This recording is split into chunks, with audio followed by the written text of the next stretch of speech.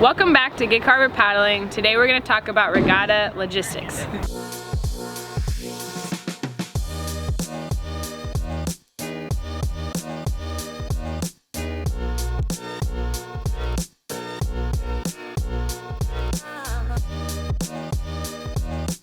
So we just got back from the Bellingham Regatta. We call it BeeHam Regatta, and it's about 2.5 hour drive away.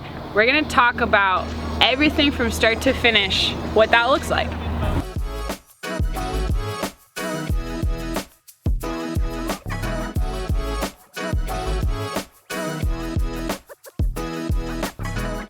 From our end at Gig Harbor, as a coach who's not running the race, all I have to do is provide a list of entries. So that's every kid that's going, their birthday, their information, if they're a canoe or a kayaker, and what races I want to race them in. It gets a little complicated when I have doubles and fours that I need to complete, but I don't have an even amount of paddlers going, or I just simply don't have enough. And then other teams might have someone who's like, hey, I need a partner, and so I would have someone, and it's just a lot of mixing and matching. And all the way up to the day before the race, the coaches are working with the race organizer to try to complete as many boats as possible so that everybody gets a chance to race every race that we want them to. So that's the coaches behind the scene of the logistics on the administration side.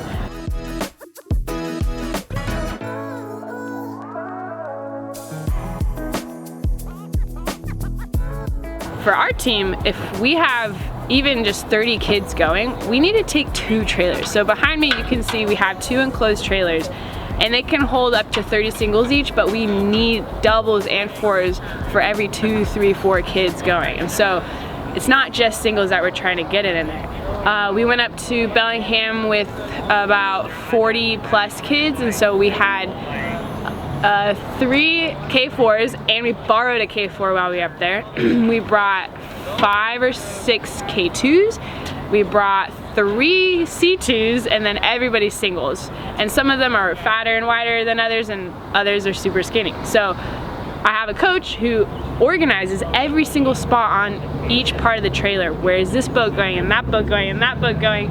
And we organize who's in charge of what. We have a lot of kids we need to manage, and so we have some kids, they are in charge of taking all the hardware out of the boats that need it.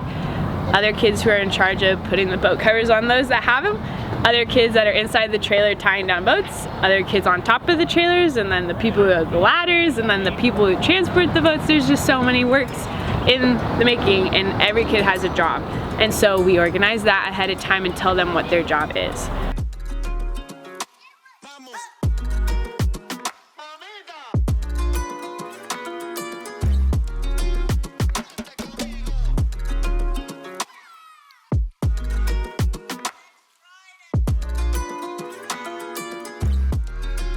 For local races, we usually load the boats the day before the race, and that way the drivers of the trailers are able to take it home or leave it at where we keep our boats, and then on their own time they take it up to the race before everything starts.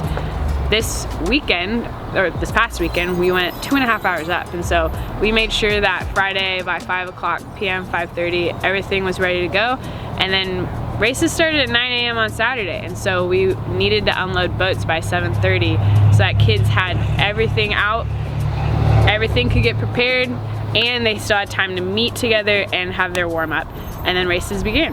And at the very end of the day, we have to do it all over again. We wrap it up, but it's usually actually very much quicker. It usually only takes about 1 hour versus 2.5 hours. And we get loaded up, and the trailer drivers bring it back, and we have been starting to unload it the following Monday so that kids aren't too worn out the same day of racing.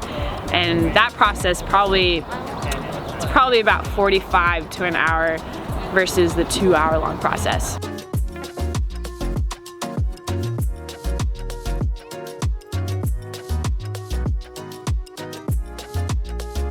The background behind running a regatta is a little different than everyone else. So you are the one hiring a timing system, and at this past regatta at BeeHam, they use Regatta Central. And so whatever we sent the race organizer had to be a specific format so that the timing system could put all the data in, so that as people crossed their finish line, it was streamlined onto their results, and parents and athletes could look on it online in pretty good timing. And so we wouldn't have to wait a whole day later to see what times they got, which is pretty incredible that we have technology like that. So the race organizer gets all that data, they put the entries in.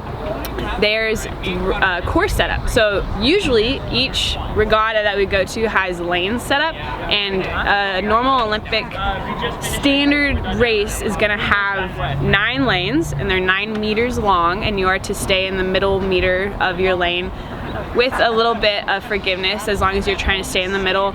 There's a finish line, there's a 250 marker, there's a 500 meter marker, and there's a 1,000 meter marker, and sometimes even more buoys indicating the 100 meter finish. At BeeHam, there's starting buoys and the finish buoys, and there are 200 meter buoys, which is nice, but it's super informal, so that brings the fun. There's no lanes, but you are expected to, you know, line up with your order of number and to not cut anyone off. But at BeeHam, again, that's the fun of it. Our kids are really just there to have fun racing, get more experience lining up against good competition. At this most recent BeeHam Regatta, there's an added complication of 20-mile-per-hour winds, which is pretty chaotic if you're in a boat in general. But imagine being a 50-pound little canoer who has no rudder, only one blade on their paddle, and has wind coming from behind, sideways, no lanes, and you're trying to race and it's just chaos. Our kids handled it great. I'm very proud of them.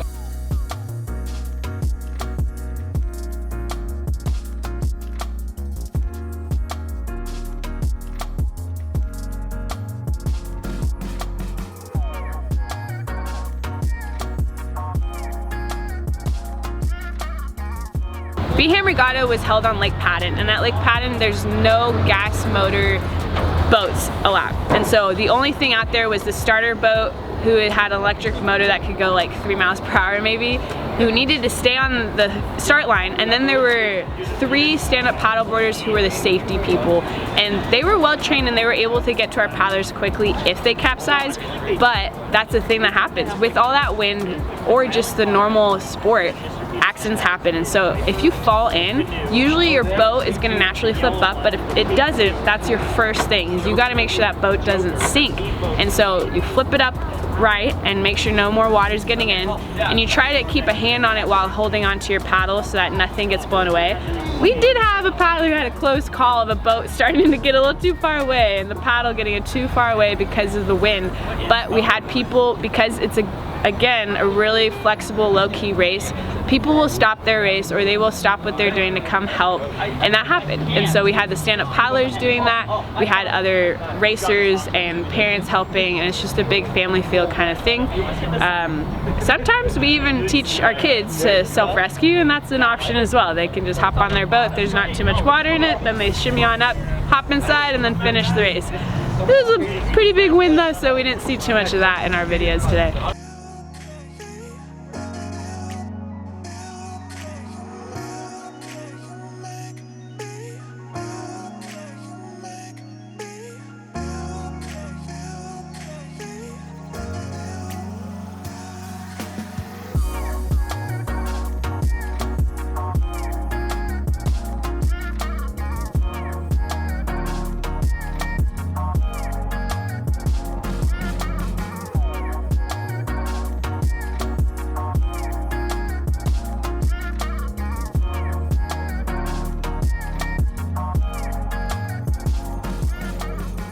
Next up is Nationals in Sarasota, Florida. So we have to go all the way across the states with our boats, and we get to race the national championships yet again. We're hoping for a 10th national title. We've won 9 so far in the past 10 years, and so big high hopes. Our kids are doing great. I know that they're gonna be able to do what they're hoping for. And we have to load again. We're gonna have to get everything set up for that race just as much as this past one. And I wish them luck, just like I hope you guys are.